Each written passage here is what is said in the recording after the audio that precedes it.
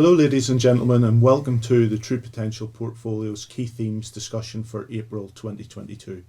I'm joined by Chris Leyland, Director of Investment Strategy for the True Potential Portfolio Solution. And what we wanted to do today is really bring to life some of the discussions that we've had with our portfolio manager partners, some of the themes that that's identified, and how that has worked its way through into changes within the True Potential portfolios.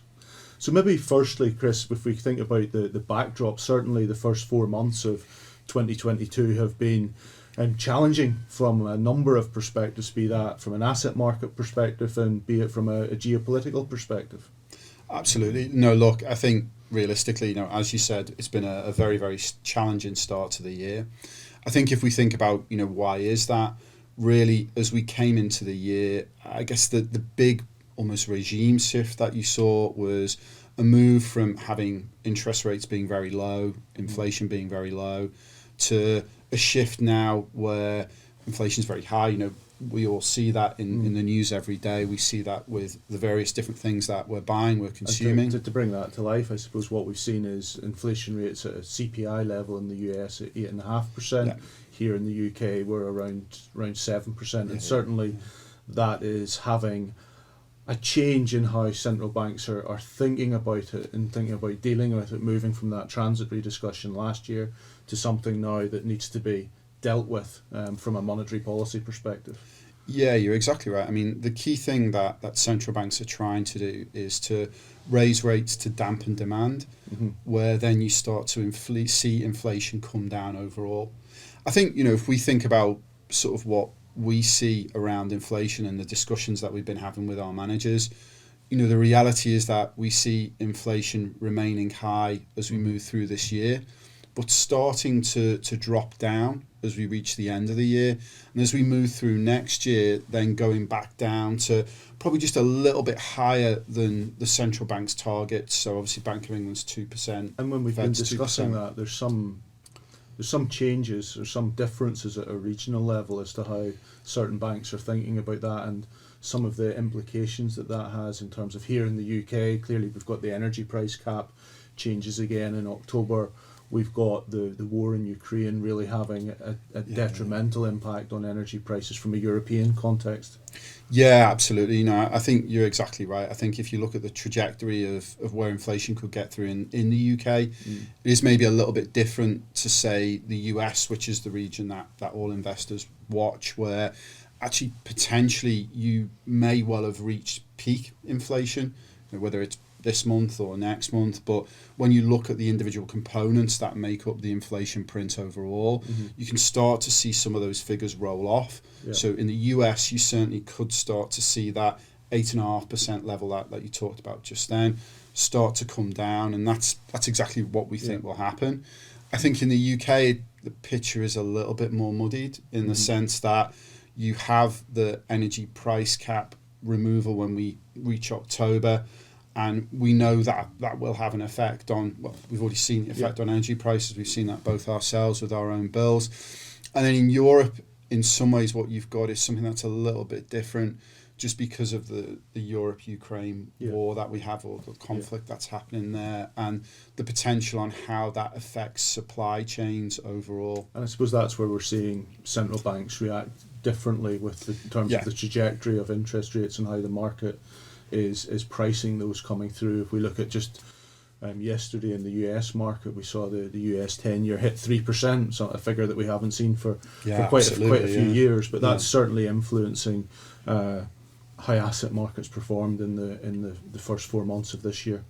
Definitely, yeah. So I think, if we look at the kind of main assets that are held, really you're looking at equities, so company shares, and you're looking at bonds. And I think, if we saw what's been happening within equity markets, obviously a pretty negative start to the year, but then things have maybe petered out a little bit. Still, you're seeing some negative returns coming through. But I'd say really where the majority of the negative returns are actually coming through bond markets. Now, there's a good reason for that. It's because we're in a rising interest rate environment, and obviously bond yields will track up as interest rates go up. When bond yields go up, bond prices go down overall. So I think for us, in some ways, we look at every different asset that we hold and we're constantly monitoring them. But actually what's maybe been the most surprising, certainly for me, is what's been happening within bond markets overall. And I suppose the other side of that is that we've talked about the challenges of higher inflation, higher interest rates coming through, but also a large part of that's because growth has been relatively robust. Yes, we're seeing it trending lower, but some of the factors there that we've discussed over the many months in terms of the consumer being in okay position, obviously inflation is a headwind there to navigate. Corporates are generally have a strong balance sheets at this point in time as well. So whilst there's some negative, there's the positive around the health there. Yeah, absolutely. You know, if you think about it, you know, we have a job. Unemployment is very, very low. I think it's at 3.6% in the US. It's incredibly low in the UK. It's actually very low worldwide. You know, that's a real positive. Savings levels are still elevated. You know, there's different income cohorts have different levels of savings, but the reality is that in general, people's own personal balance sheets, so their own personal wealth, isn't actually too bad right now. Yeah. And what does that mean? It means that in general, the consumer is fairly healthy. And that's a good thing because developed market economies are very, very consumer driven. Mm-hmm. And I think then if you take that to the other side of things, so you know what you were saying around the corporates, and one of the key things here, and this is actually something that we look for and our managers look for, is how individual companies, what level of pricing power have they got? Yeah. So what do I mean by that? What I mean is if the component prices of what the company is using to develop their product are going up, what can they do? Do they have to absorb it themselves, which will obviously hurt profits, or do they have the ability to pass it on to consumers? And right now what you're seeing is actually a lot of companies do have that ability to pass on to consumers. You know, you had a Procter & Gamble's results recently where they'd actually been talking about putting the prices up, which had led to wider margins as well, which again shows that you've got companies out there that have fantastic pricing power now. So I think for me, you know, it's quite easy to get bogged down by the kind of minutiae of what's happening in the world. But I think what we do, what you do, is to try and work out, you know, where are the best places to invest, where are the best places to find return. That's an interesting way to segue into thinking how you're constructing the true potential portfolios at this point in time and thinking about some of the changes that you've made within the equity sleeve, within the fixed income sleeve, and the role of alternatives within the solution.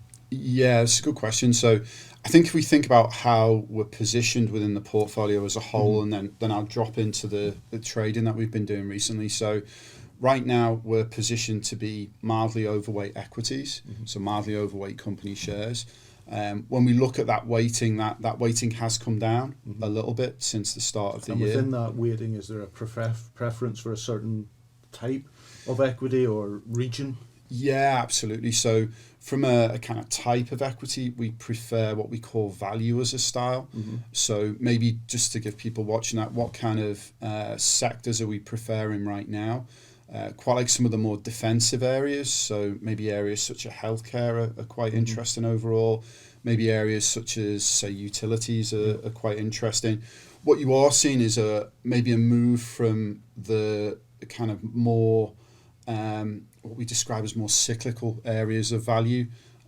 So things like financials and energy, you've seen a little bit of a reduction away from there, but also conscious of, you know, the very strong returns, particularly that energy's received overall. Okay. I think at a regional basis, right now favouring UK and US, and also have a mild overweight to Japan as well. And turning to credit and fixed income, that's an area where you've been reducing exposure in the portfolios? Yeah, absolutely. You know, I think there's two things that we think about within fixed income. So we think about the overall weighting and which type of fixed income we're buying. So is it like, you know, government bonds? Is it corporate credit, etc., or is it the higher risk end? Is it something like high yield, emerging market debt?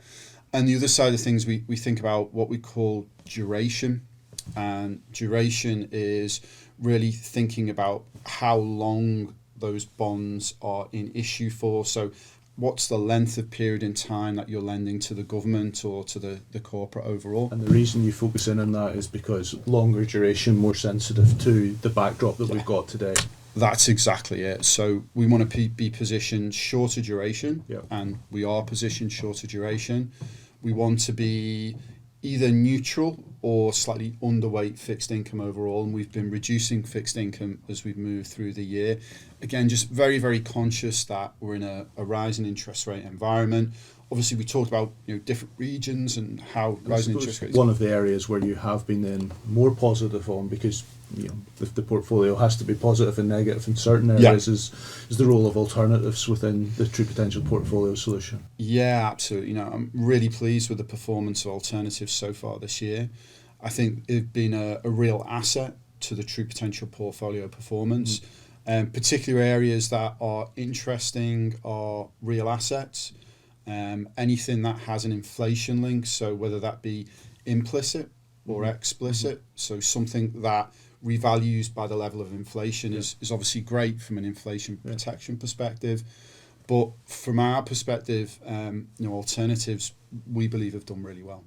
And if we then start to bring this to life for the listeners and to the viewers, thinking about what that means at a manager level in the portfolios, what changes did you make in April to the portfolio allocation to the different managers?